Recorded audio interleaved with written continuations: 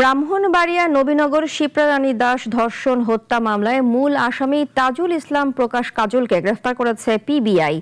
নোয়াখালী সোনাইমুড়ি জেলা rail station এলাকা থেকে তথ্য প্রযুক্তির সহায়তায় তাকে আটক করা হয়।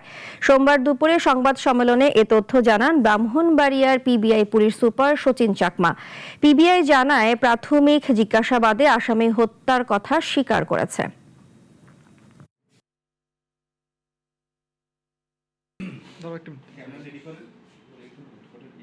ঘটনাস্থলে যখন ডেড বডির সাথে একটা ব্যাগ এবং জুতো পাওয়া যায়, পুরুষের জুতা, তো স্বাভাবিকভাবে মহিলার ডেড বডির সাথে যেহেতু একজোড়া জুতো পাওয়া যায়, পুরুষের এই জুতা, তো এটা একটা ক্লু ছিল।